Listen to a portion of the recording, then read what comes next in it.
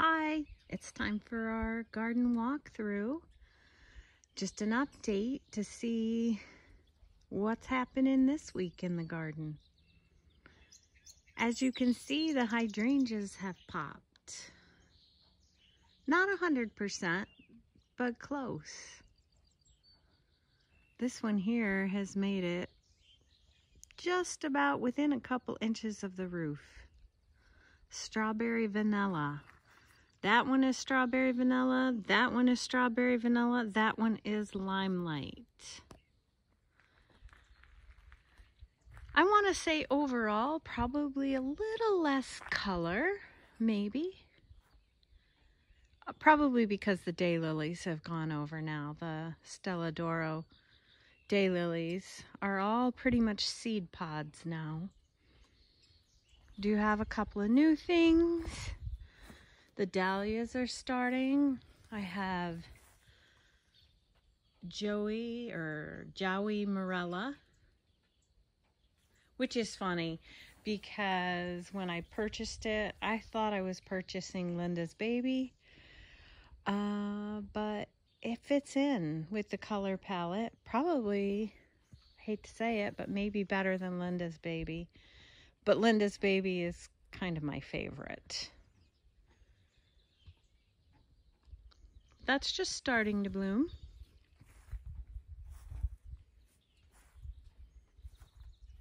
Still have the cone flowers. We got some other daylilies still blooming, getting ready to open up. It's early. It's about 7 a.m. on a Sunday morning. So sun it's peeking up over the hill, over the trees, as you can see, but hasn't made it to the flower gardens yet. The window box there's looking pretty nice. It's what we see when we walk up our garden walk. I still have the not snapdragons, the delphiniums that I grew from seed. Still trying that. Hopefully they get big enough to plant out before cold weather sets in. Although we did get cold last night. Here, zone 4B, upstate New York. We got down to 51 last night. So it's chilly this morning.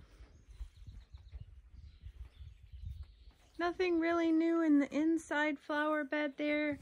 We still have the hydrangea blooming. Clematis not blooming as much as it was, but it's still trying in there.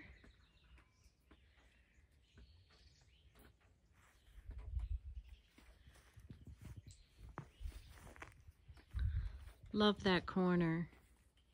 I probably should trim up that hydrangea a little bit so it's not laying on the plants, but so full, that corner. I love it.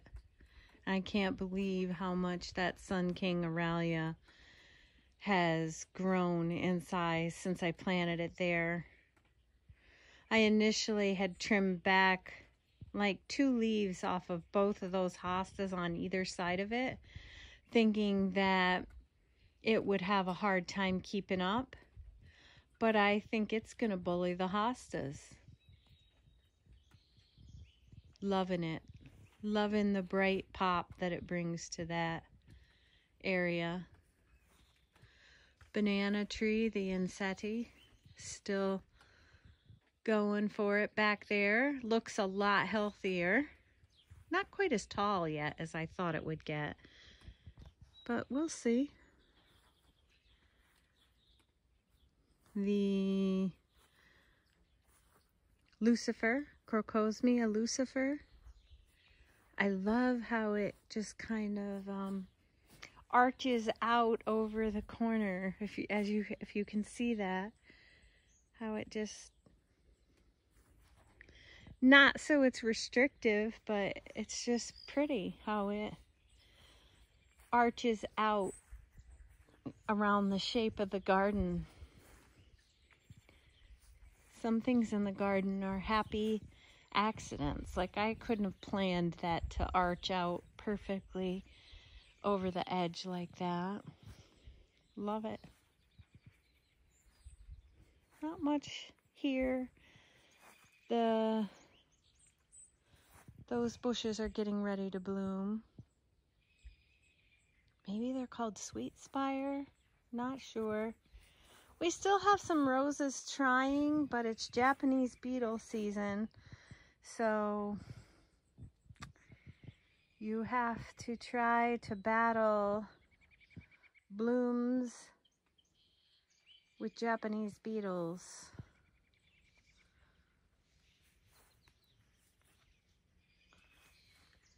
The eyeliner lilies have gone over, so I need to trim them back. These ended up blooming beautifully. They're even starting to go over now.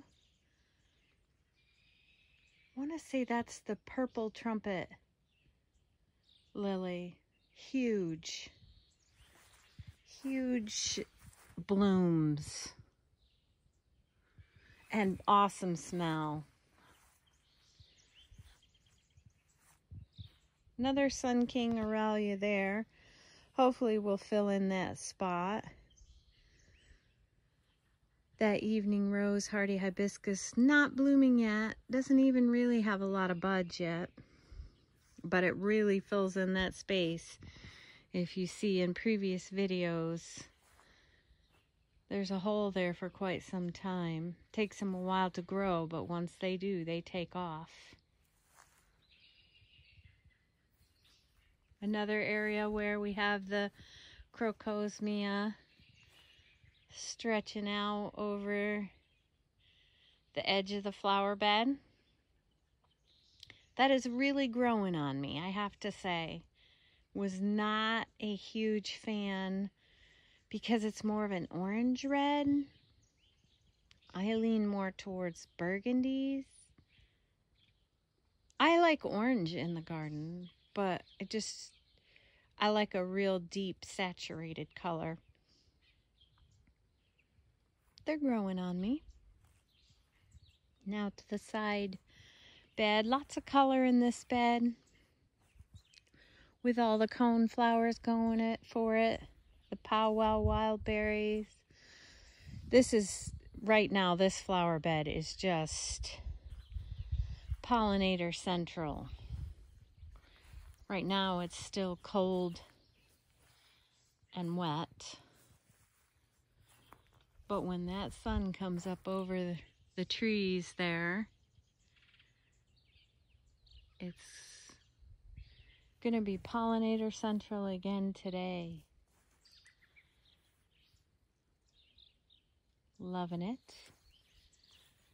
Same thing over here, still have the daylilies. This is another strawberry vanilla. Doesn't do as well over here. Not quite sure why. I mean, it is crowded, but everything in my garden is pretty crowded. Coneflowers. Japanese beetles have just about destroyed my rhubarb. That's what they do. They eat it. Eat the leaves. This is a spider form daylily, and I'm really kind of liking the foliage on that. It's really thin, strappy, and spidery looking, even the foliage. And large. That's taken up a huge spot, but it's really kind of wispy. I don't know. I like it. Need to plant. I need some annuals because I feel like the color right now is lacking in my garden a little bit.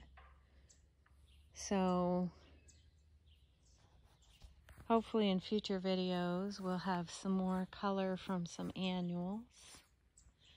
My onions are going to seed, so be collecting them seeds soon.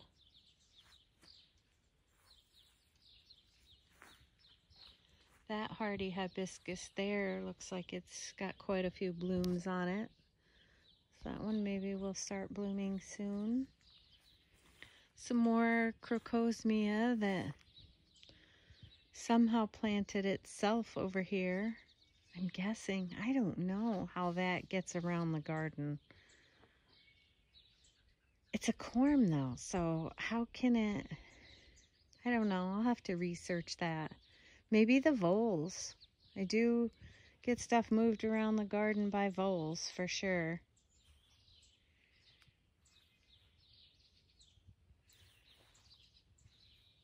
So I'll have the Millennium Alliums are starting to go for it, as well as the hollyhocks there in the back. And the Verbena Banariensis. It's so funny. This tall spiky one is Verbena Banariensis.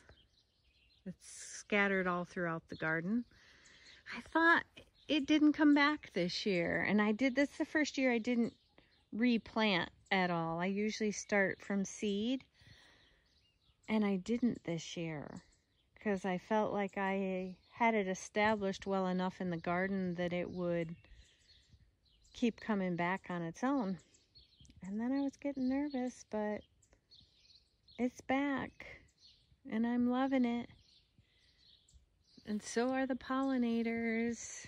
The monarchs seem to love the Verbena Banariensis the best. Love that. I have a bunch of hardy hibiscus scattered throughout. Don't have them labeled, so I pretty much have to wait till they bloom. I think this one is a lavender, but you can see all the buds on it.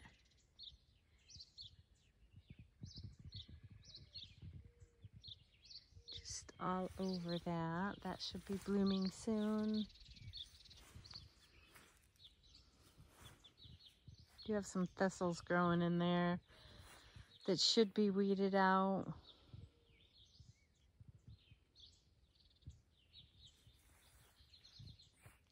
Couple of new daylilies blooming that are pretty. That one is faded and going over now. Coneflower, zinnia, salmon colored. Still have some pinks. I forget. They're blooming. Of course, the Rudbeckia.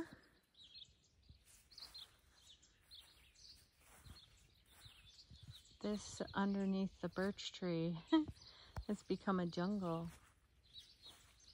I have a new daylily blooming in there.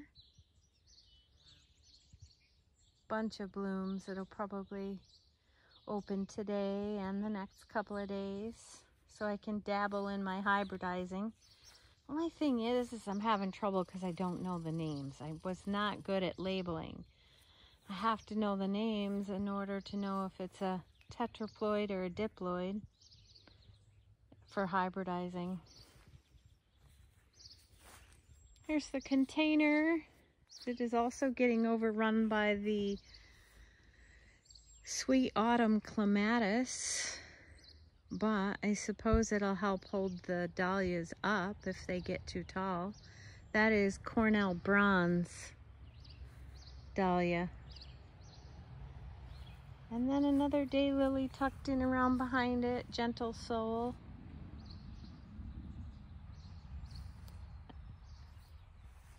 And that's it. Just give you a quick pan here of this Sunday morning in the garden. Thanks again to all the new subscribers, for everybody that watches the videos. Appreciate you following along in my hobby with me. And we'll see you again soon. Thanks. Bye.